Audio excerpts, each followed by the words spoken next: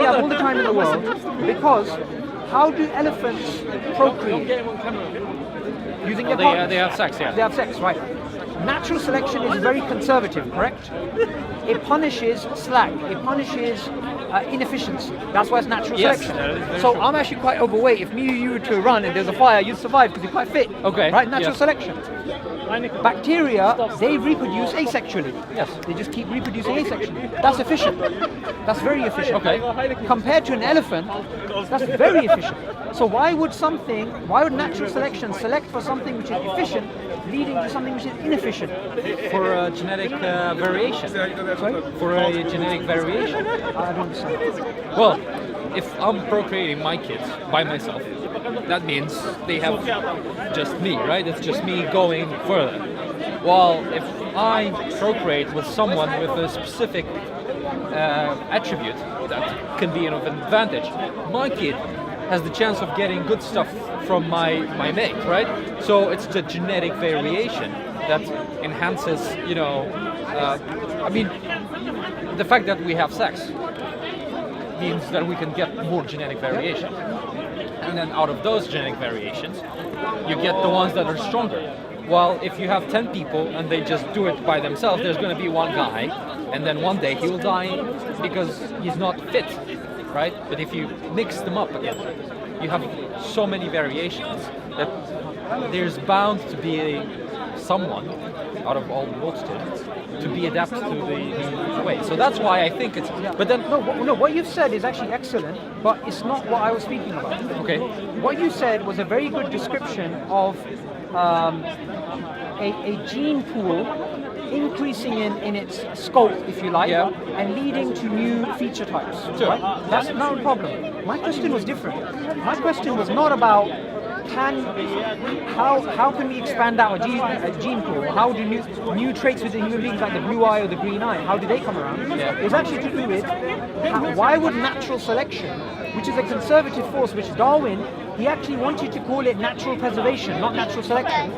Why would a conservative force like natural selection lead a bacteria which has an efficient reproductive system without a partner, asexual reproduction, to a complex thing like human beings, which have so many preferences? I don't want to marry this person, I don't want to do this, I don't want to do that, I'm going to marry her, and then it's sexual, and then you carry the child for 9 months and you can have a miscarriage. There's so many more vulnerabilities there than asexual reproduction. So why would natural selection lead to that? but you know what's funny?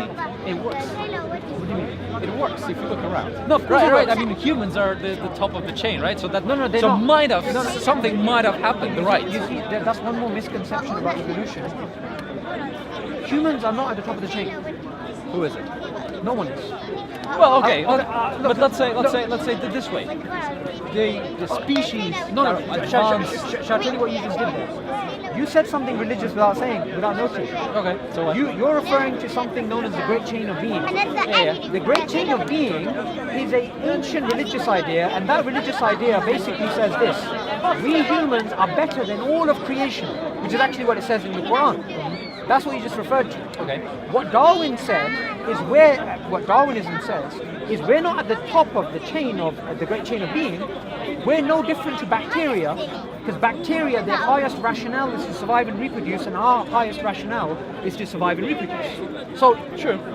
Why I'm highlighting this is because it's natural to think we're at the top, and it makes sense we are at the top.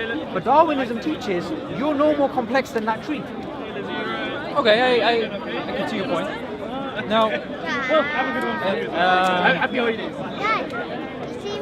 coming back to the bacteria idea, I don't know how it happened to become bisexual to Asexual to sexual. sexual reproduction. It might be, let's say, this way. That is my hypothesis, and there's a way for it to happen. Say, accidentally, in one pool of water, some bacteria started reproducing sexually. That can't happen. I'll tell you why it can't happen. Natural selection is a punisher. Okay. One of the most disturbing aspects, which actually led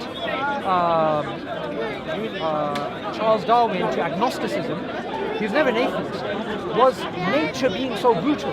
Because what natural selection basically does is this: anything which doesn't aid your survival and reproduction, it punishes out.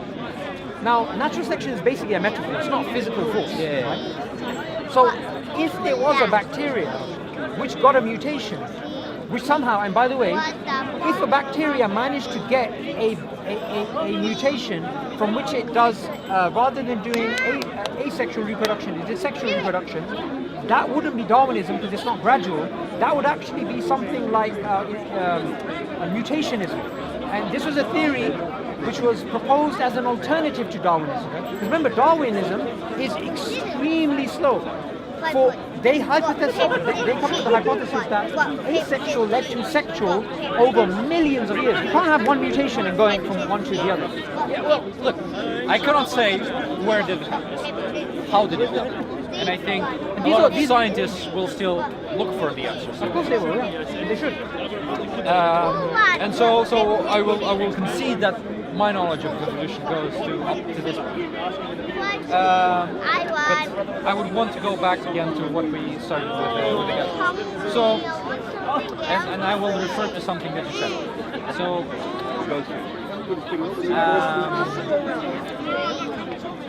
what is it? You said the evolution punishes. Yeah. No, sorry. Evolution doesn't punish, natural selection punishes. Yeah, sorry, there. Natural selection punishes what? Redundancy. Punishes slack. Not always redundancies. Because if there's a redundancy, it's not necessarily hindering you. Like for example, I might have something in my bag which is, it's not a phone, it's not a book, it's useless, it's just a rock, right? Natural selection wouldn't see that. Natural selection, you have to imagine, it's kind of like, you know in those 3D movies, you get those glasses, right? Natural selection only sees things which can give you an advantage or give you a disadvantage. If something is neither here or there, natural selection is blind to it, and this is what's known as... Yes. This is known as neutral evolution, which isn't Darwinian, by the way. Genetic drift, they now say, accounts for most of the human genome. That's the theory, anyway. Like, it just somehow drifted into this place. It wasn't selected for. Okay. So let's go back. Yeah. The idea was that the people I was talking to, their assertion was, again, coming from a rib of men. My assertion is, well, I'm more confident that it came through the means of evolution, natural selection, because we have these evidences that kind of point us in that direction. And now I would want to get it back and answer and ask you, what is there as an evidence? Evidence that can corroborate from multiple ways, right? Because that's why evolution kind of stands, is because it's corroborated from multiple sources. So geology, right? What is it? Human, the study of plants. Okay, look. So it corroborated from multiple sources. Okay.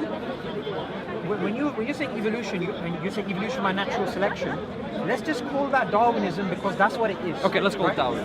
And the reason why I'm saying that is because evolution as an idea existed for thousands of years before Darwin, and that it was used in English from the 1600s, right?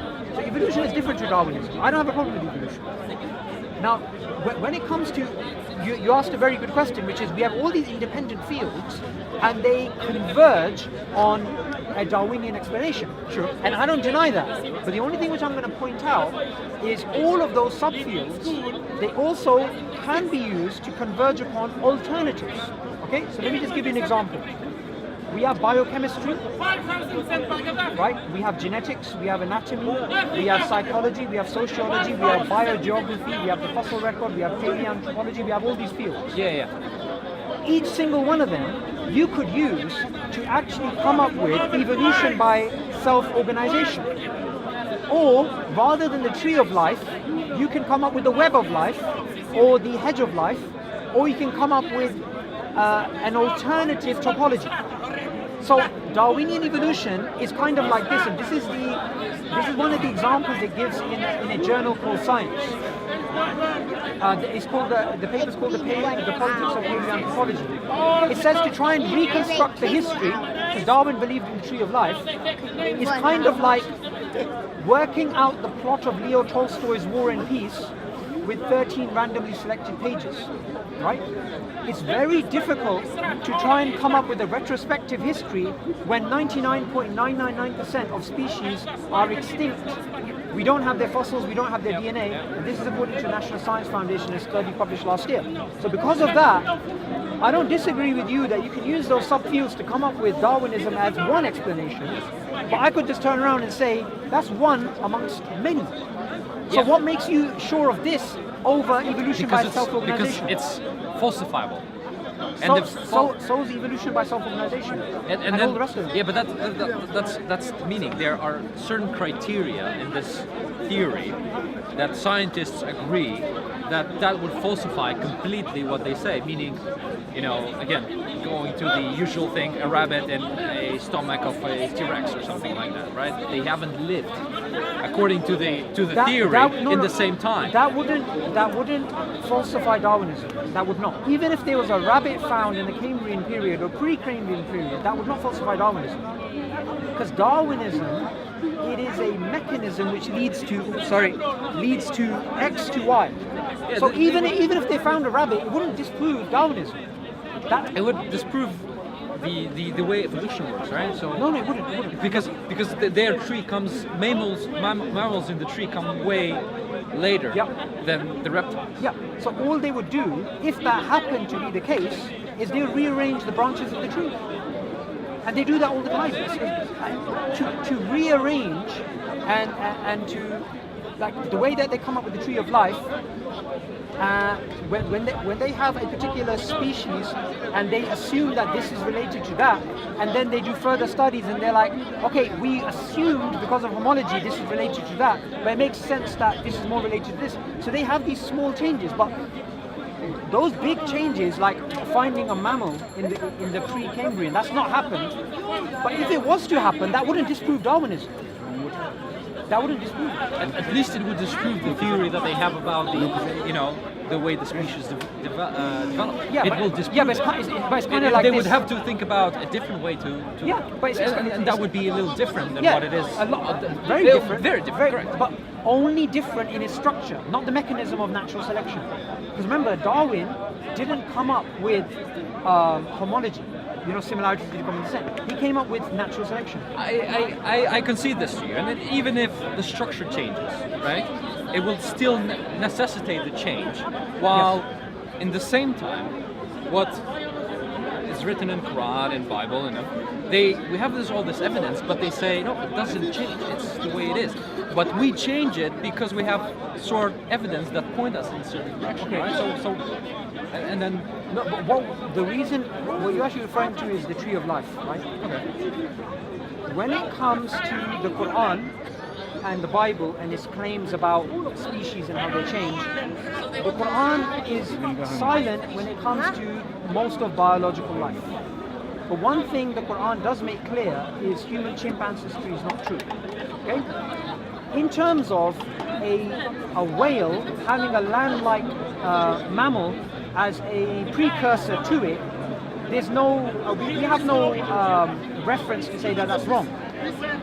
But what I'm actually saying is, assuming I'm not Muslim, I'm not Christian, I'm say an agnostic, I have no belief. Yeah. I would be saying the same thing, which is, fair enough, we have this tree of life which is constructed in all those textbooks and you've got these nice branches. And I would say almost all of the scientists, not all, but a lot of the scientists would say it's true. It's true. It's true as in it's generally accepted among scientists. But none of them would say, one, it's absolutely true. None of them would deny it's based on a probabilistic framework. Okay. None of them would deny it's... Studies have been done in science. Okay. Well, which model should I take as my framework of thinking about it? That's actually a false dichotomy. You're pitting something which is a workable model in science, which doesn't give you certainty, and you're taking some beliefs which come from metaphysics, essentially, which is the belief in God and the belief in religion and whatnot. These are two different paradigms. So if you want to talk about, say, science, there's nothing wrong with you saying, I believe in Darwinian evolution as a scientific theory. There's nothing wrong, and I'm not even going to challenge you on that. Okay. The challenge is if you say it's absolutely true, Right. because science doesn't lead to that, Yeah. or if you use that and then you say, because of that, therefore this is wrong. No, But if you were just to hold that belief, I would say to you, good day, sir.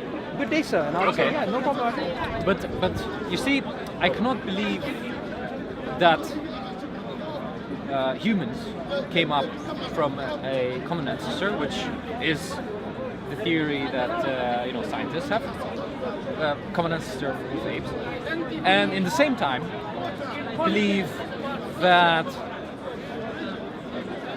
they were created by a creator in an instance, and that female was created from a rib of a man. These are beliefs, conflicts. Yep. And then I have to choose on which one do I believe, right? Because I cannot have this cognitive dissonance of having two different ideas. Now you've asked the right question. How I go to As long as, and you have acknowledged this, which is fine, that what science has given you in terms of human-chimp ancestry, and human-ape ancestry, yeah. and religion is claiming that they were created in one instant. Now you have something which is a workable model, which is a generally accepted by the majority of scientists, and is based on a probabilistic framework and with assumptions, with conceptual problems, but it's still something. Yeah. Okay.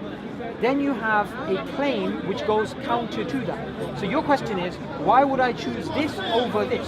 Yes. And my answer would be, then what we have to do is we actually have to elevate the conversation to where do we get certainty from in terms of epistemology. Because when it comes to this particular junction which you're at, which you're walking at, which is, I know it's not certain, I know it's got whatever, right? It's probabilistic framework with assumptions, but it's something, human-chimp ancestry, and religion is claiming this. Now what we have to speak about is if there is a God or not. Because if there is a God, and there's good reasons to believe in a God, and the Creator has given us evidences that He has sent revelation, then we have reasons to choose this.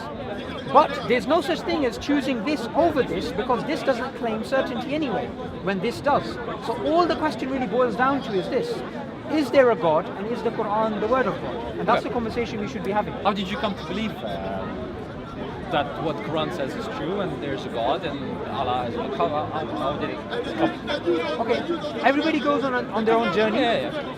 My journey, I would say, I could never deny the existence of God. It just didn't make sense to me. In my 20s, I came to a junction where I was kind of like, so many different religions. If I was born in a Hindu family, I'd be Hindu. If I was born in a Sikh family, I'd be Sikh. You know the rest, right? Yeah. So I was confused. And then I had to do my own sort of research. I couldn't deny the existence of God. For me, that was just like there, right? Yeah, it's not falsifiable argument.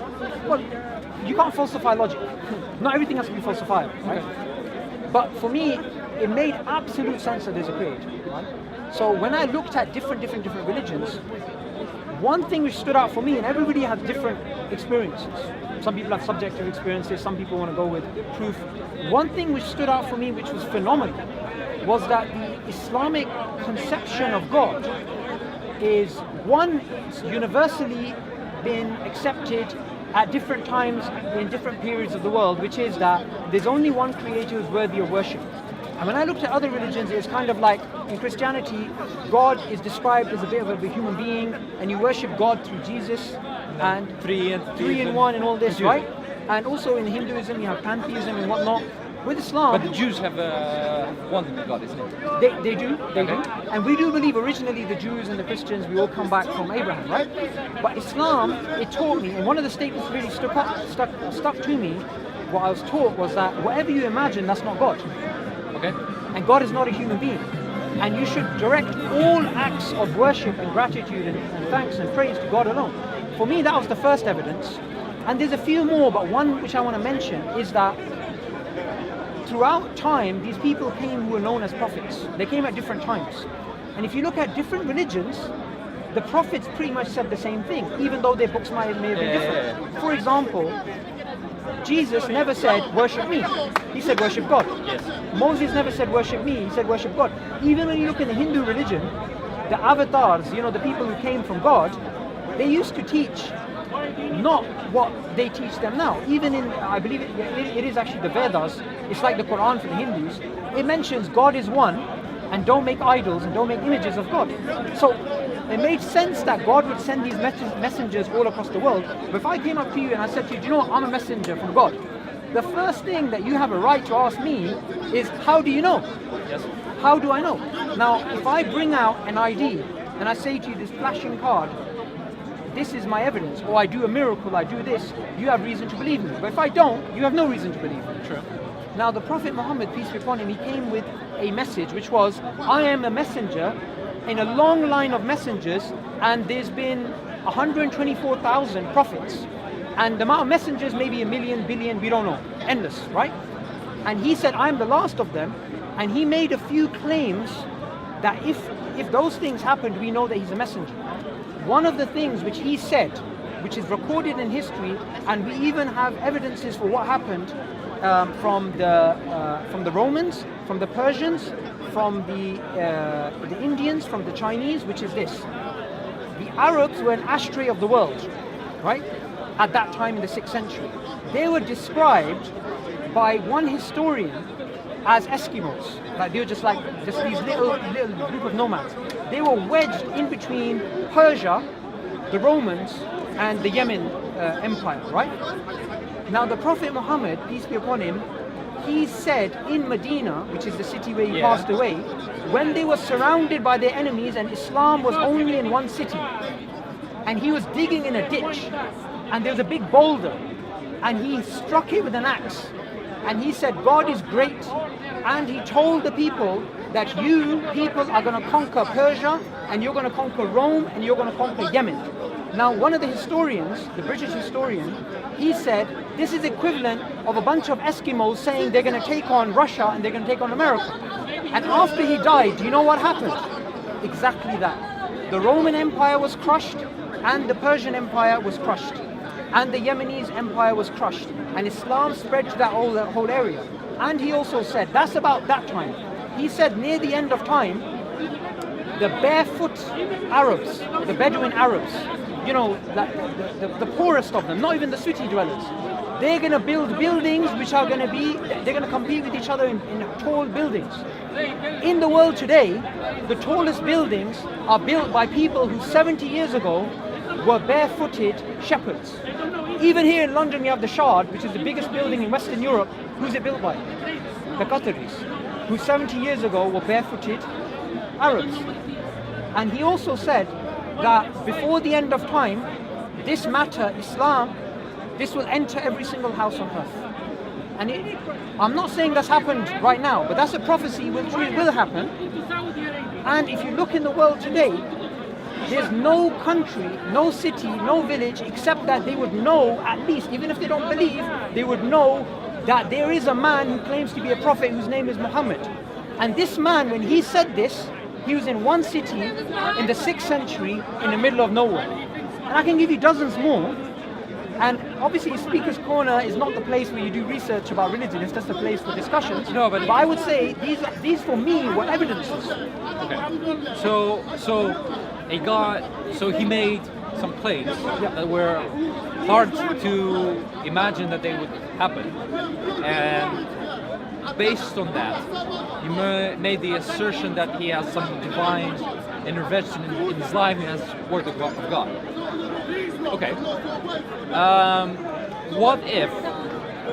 Well, I would say Jews apparently would have that kind of assertion. They do. Yeah. But So why is it? And we do believe in it. We do believe in Moses. But why was it Allah different than the God of the Jews? Okay, that's a good question because it's a common misconception. Jews, Muslims and Christians, we all believe in the same God, the God of Abraham. Yeah.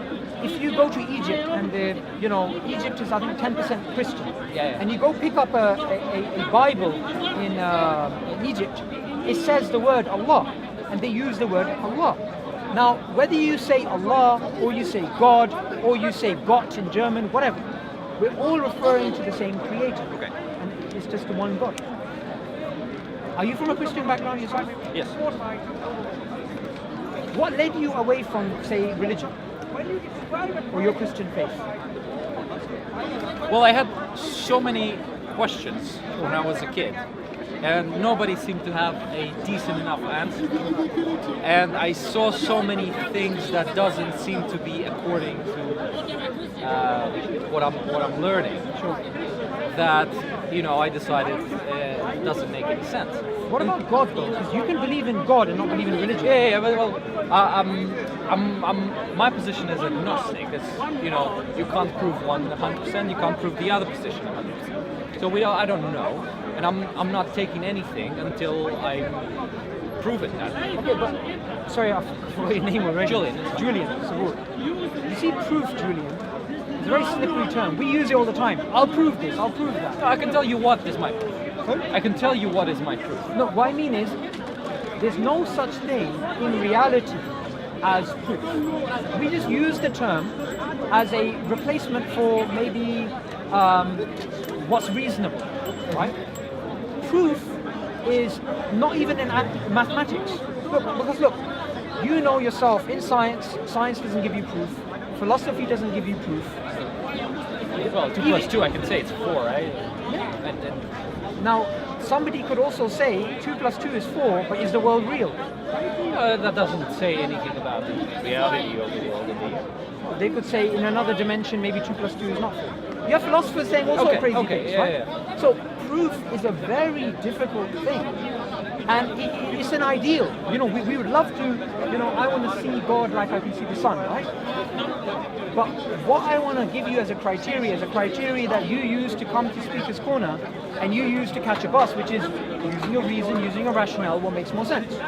So I don't think agnosticism, sitting on the fence, is certainly better than atheism. But I think it makes more sense to believe in God, even if you don't believe in religion.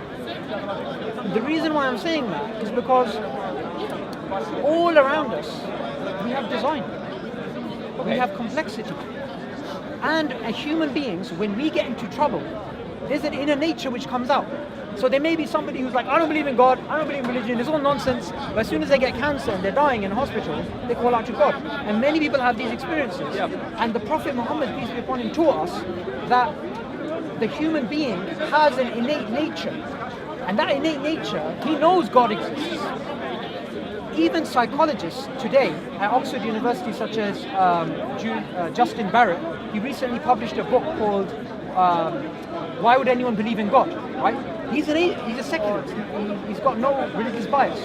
He's an Oxford University professor, and what he basically says is this: we're hardwired to believe in God. Yes.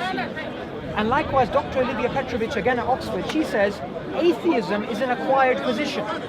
Well, but do you know what it comes from? They claim, No. The idea of being wired to believe in God. There's different theories, but I'm gonna give you the Islamic conception as well. One of the theories is that it's a survival mechanism, right? That we somehow need it to survive. Without it, society... It's not somehow. There is some hypothesis on how. But then, at the same time, a lot of people would say religion actually leads to violence. So how on earth is it a survival mechanism? Secondly, some people claim, it's something to do with genetics, something to do with intelligence. Islam gives you an answer, and you can decide to choose the answer or not choose the answer, because the Quran makes it clear: whoever wants to believe, whoever wants to disbelieve, disbelieve. Yep. That we have this innate nature which God put inside us, and when we get into trouble, that's when this nature comes out. That's the Islamic conception. Okay. And what Quran and Islam basically teaches is this: we are on this earth for a reason, and we have a purpose, and we are going to have accountability in the hereafter based upon what we do in this life. But if you were to say, look at both theism and atheism, under atheism, our conversation is a rearrangement of molecules, at best. What's the difference between me taking a hammer and smashing the head of a chocolate bunny, or me smashing my own skull? It's the rearrangement of matter. There's no meaning, intrinsic meaning, value, hope. There's nothing. Yes. So doesn't theism make more sense? No, for me it doesn't. Okay. And I'll explain why. Then, what is the sense? Okay, let's assume there is sense on this life, right, on the earth, of living according to a book, to a set of rules, and then going to heaven. And then in heaven, what does that happen? What other meaning does the heaven give to you? You're just living. Right? Okay. What is their intrinsic Okay, we need to untangle. meaning to be there? Sure. We need to untangle two different things. I'm going to answer your second question first, and then we're going to go back to the original. Yeah, and I have a couple of points that I want to No go by problem. that. Now, the reality of this world is different to the reality of the hereafter. So what God says is that heaven is what the eye has never seen, what the ear has never heard, what the human heart has never reflected on. So when we speak about another dimension, there's no point because it's beyond our recognition. Yeah. Now the question which we can talk about is it real? That's what we can talk about. Now, since we're talking about meaning, Julian, me and you having this conversation, we're not speaking gibberish, are we? We have a meaning, we have a structure. We both have the ability to reason. Now, we have the ability to reason, but if we are a product of a blind, natural, mechanical force with no foresight, how do we have the ability to reason, and why are we conscious and sentient beings? Well, I can explain that at some point, one of the individuals, by a mutation again, right, acquired an extra intelligence that he could pass on to his offspring. Due to survival. Yeah, because he was more intelligent. Then every other generation was able to think much more and think much more clearly. And the important thing is hypothesize. Because you can ask some people, even these days, living in a small village and somewhere in like close to North Pole, and you ask them, what do you think would happen if the beer was not white but black, for instance? And they cannot imagine it. They don't have the ability of hypothesizing. Beyond their paradigm, yeah. Because they are used to just the real world. And that's what happened. You know, one thing happened this way. One thing, just one small thing every single generation, and we got to the point where the extra consciousness we get compared to the animals just brings us to this conversation. Now, going back to I have one idea that you mentioned. Sure, but what you said there, it's correct in terms of an evolutionary explanation of survival value. Yes. But it's not correct as even an attempt in terms of truth. Because natural selection, it sees survival value, it doesn't see truth value. Even Steven Pinker, who's an atheist at Harvard, he's recognized that if what you're saying is true, which is actually an evolutionary hypothesis, Yes. that rationality evolved as a survival mechanism, Yes. he's realized, and so have other academics, that you can just as well survive on false beliefs as you can on true beliefs. And since you can survive on false beliefs just as well as you can survive on true beliefs, then how can you distinguish between the two? You can't. So what you just said is an explanation for human beings having survival value in terms of their cognitive capabilities, but not truth. And we're speaking about truth. Okay, let's go again. Then I would bring a counter-argument to what you said about creation, design. I think you claimed that there was a design, it's complexity. No, but let's deal with this issue first. Okay, so The truth. We're speaking about truth, Yeah. and we believe truth is objective. yes, yes, okay. Okay, and look, either this book exists or it doesn't exist. I see it now. Okay. So there is such a thing as truth. Okay. Our minds, we have the concept of truth. We're trying to arrive at truth. Yes. So natural selection only primes your brain for survival. Yes. It doesn't prime your brain for truth. It doesn't see truth. It doesn't care about truth. It cares about survival and reproduction. So we're speaking about truth. How does truth arrive in a world of natural selection? My hypothesis, I think, works because By the way, but I will explain why. Sure. The truth seeking is also I think a good way of surviving. That's exactly what the hypothesis is. We put it in different words. Yeah, but the thing is, the hypothesis that you're talking about, I'm not unaware of it. We actually have published studies on this hypothesis. But the proponents of the hypothesis, not you, not me, the proponents of this hypothesis, they themselves have said, you know what, guys? It can only give you survival, it can't give you truth. And nothing you can say in this conversation is going to add to the original hypothesis, unless you're a scientist or something. Again, I'm in a position of agnostic, right? Okay. You claim certain, I claim there's truth. which is said by Allah. God, yeah. God. Now, how do you know that is true? Okay. Now, firstly, when it comes to God, God, one of his names is Al-Haq, the truth. So because God is the truth, us having the concept of truth makes sense. Secondly, we as human beings, under the agnostic worldview, the atheist worldview, we're here to survive and reproduce, survive and reproduce, survive and reproduce. But right now, we're involved on a Sunday afternoon speaking about God, philosophy, theology, metaphysics. Nothing to do with survival and reproduction. You're not helping my survival and reproduction right now. Well, maybe you can get a girl somewhere around here, and then that helps, right? Say I can't have children, right? Okay. Many of the... But just a second. But that is the point of evolution, right? Passing on the genes. It's not necessarily that you live indefinite. It's that you pass your genes to someone. No, I get that. But right now, most of our psychological and our social behavior is not due to survival and reproduction. Oh yeah, we've moved beyond that. We're way beyond that. Yes. So this is why philosophers such as David Stowe, who is an atheist philosopher of science, he wrote a book called Darwinian Fairy Tales, and he basically says this. He's an atheist, he believes in natural selection, not natural selection, he believes in naturalism, and he basically says human behavior and our psychology makes no sense under a Darwinian paradigm because we do so many things which are un-Darwinian. A human being sits on a rocket on 50,000 tons of fuel to go to space. That doesn't help with survival and reproduction. You have monks, like for example Isaac Newton, brilliant guy, intelligent guy.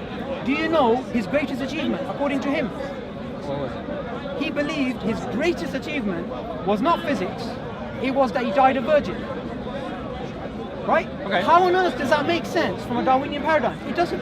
Yeah, so under the concept of God, human behavior and our search for truth and our rationality makes sense because God is the truth, God is the knowing.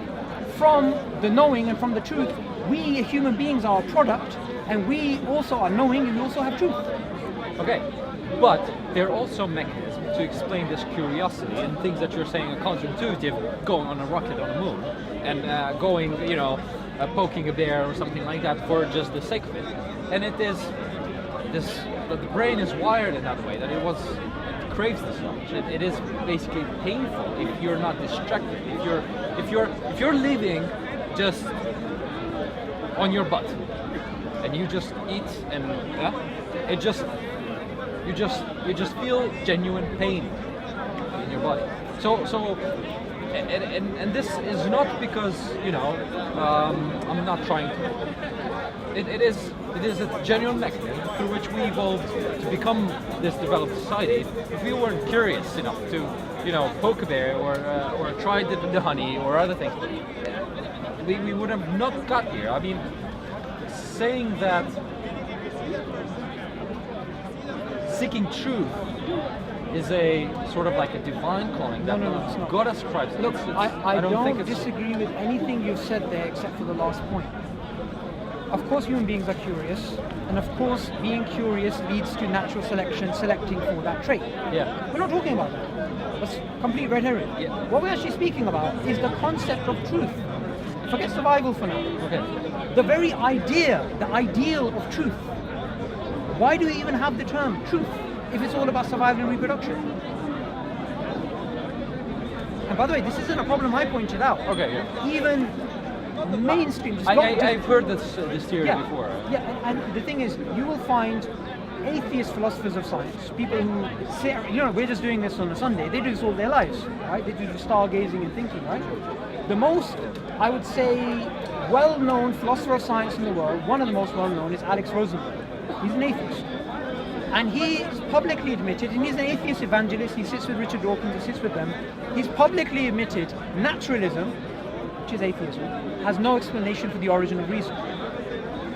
And that's all I'm leaving it at. Unless you can say something in this part which hundreds of years of debate have not solved. We can't. No, but you see, I see the value in looking for a certain truth. But I don't understand why are you saying that you can't believe something false and still be successful at surviving. Yes, that can happen, but it's not a sustainable method for thousands, millions of years. Okay, I'm not making this claim. I'm regurgitating the claim made by academics. Oh, well, then I might disagree with the guy, and there's probably academics saying that they disagree. But actually, you will not find any academic who would say that every single human sociological, psychological trait is due to selection. You will not find anyone saying that. Even the most ardent people like Richard Dawkins, even they wouldn't say that. Because they know, for example, he himself, he was writing in his book, The Selfish Gene, that he believes that it's all about genetics, passing on your genes, passing on your genes.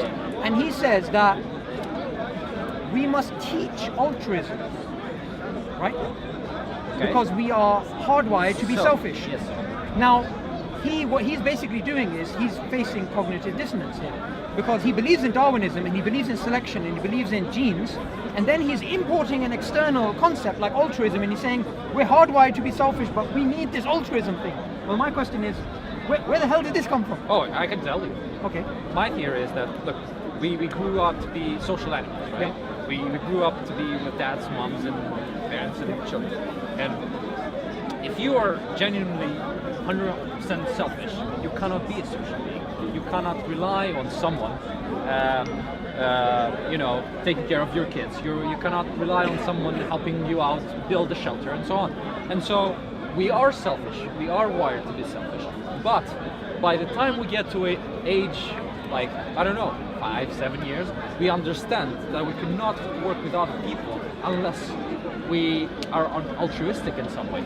And altruism is also a selfish thing to do, because you're doing it with the idea that someone is paying you back. I don't see contradiction in this. I'll show you where the contradiction actually is, and the contradiction's not been pointed out by me. It's been pointed out by academics for years, which is what you're referring to is known as kin selection and reciprocal altruism. Yes. Reciprocal altruism is, I scratch your back, you're going to scratch my back eventually. Yes. Kin selection is, I'm a cave guy and I found an apple tree and you carry half my genes because you're my brother or something, right? And I want you to basically survive because you carry my genes, therefore I'm going to be altruistic, right? That's also... Now the problem is, that's explaining the problem in terms of genes. And the problem is altruism and the existence of altruism. And to say that altruism is selfishness in disguise, which is what you just said. Yeah, that's what I said. Right? That doesn't solve the problem. That just gives a label to a mystery. The mystery is human beings have altruism, pure innate. Altruism. Innate. Is it a innate, gene for it? Innate, nurtured, that's irrelevant. We do things, and I'm sure you've done them too, which don't help your survival and reproduction in terms of your kin, and nor in terms of reciprocation. For example, you must have, I'm sure in your life, given charity to someone in the world who's not related to you. No. And they can't reciprocate because you gave it anonymously. But you know what? No. Answer that question. Therefore it's wrong. Well, but you know what it gave me? A satisfaction and a genuine pleasure that I was able to do that. Sure.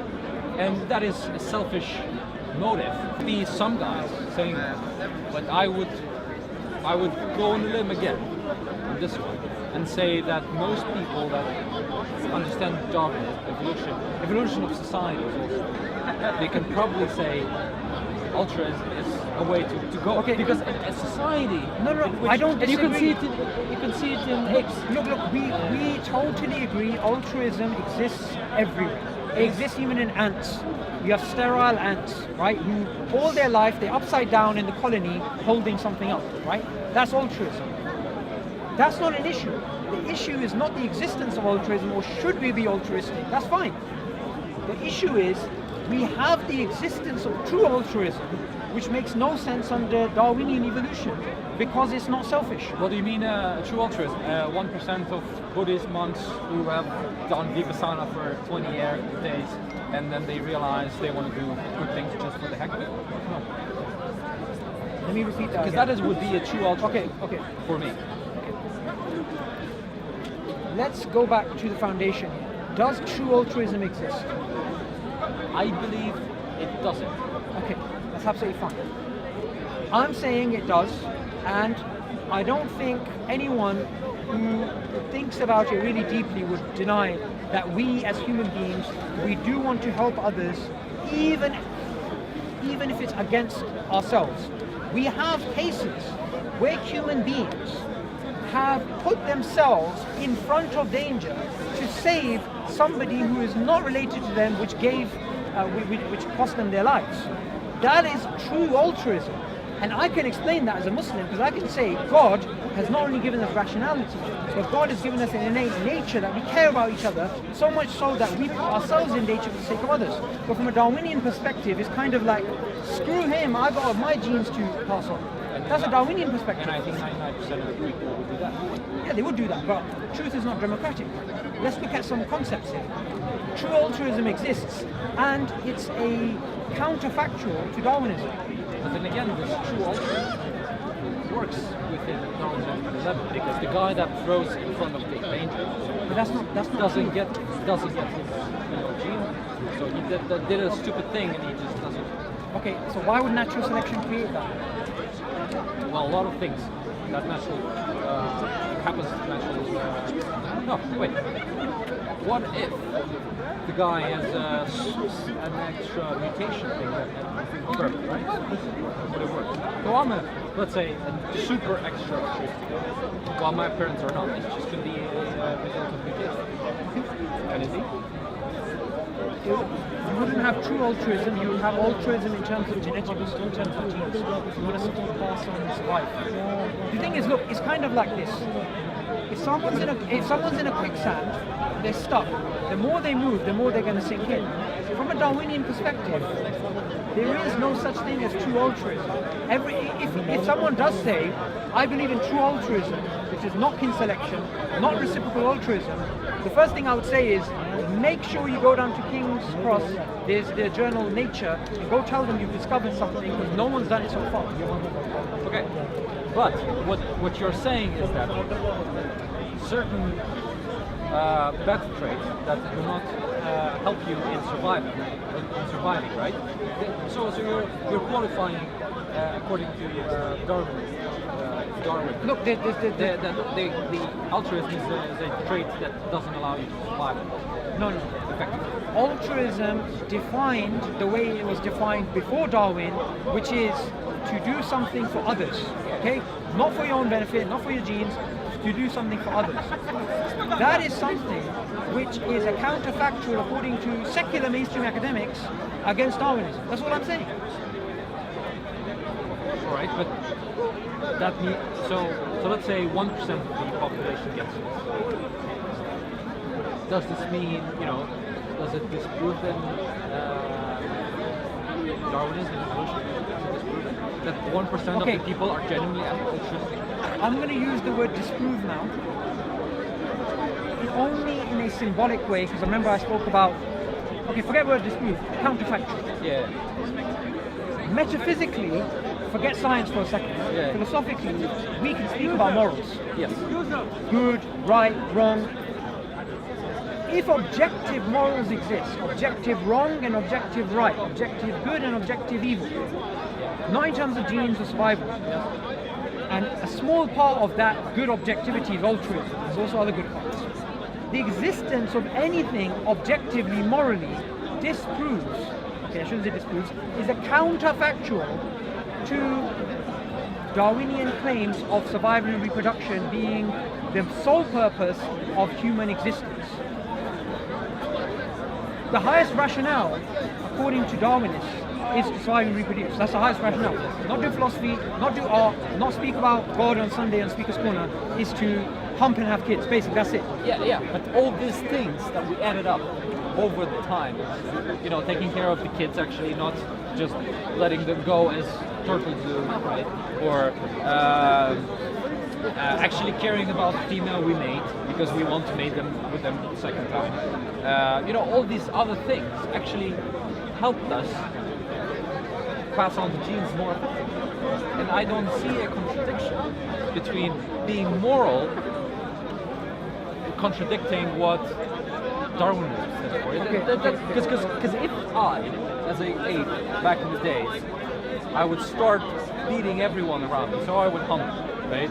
And start beating females, starting beating everyone else. At one point, I think females will just start running away from me because they know I would kill them, right? Well, so again, it doesn't. Again, what you're really doing is doesn't help. You're explaining altruism again in terms of survival and reproduction.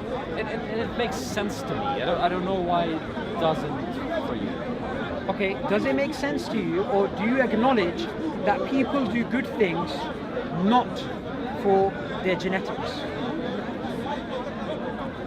Yes, I do anything during this day today, not thinking about my genetics. Perfect. Yeah, so but everything you've done today does disprove Darwinism? No, Because that's all it's about. It doesn't. Okay, wait. So you think apes, in their, or let's say other things, when people or animals procreate, they think about genetics. They have no. Of course they don't. clue. Of course they don't. Yeah. So when an ape, when it decides to, and this we is not what Darwin thinks, right? Okay, wait. Let me just clarify two things here. You have an ape which combs the hair of another species, unrelated. Yes. Okay? That doesn't help it survive and reproduce. So it's a non-Darwinian behavior.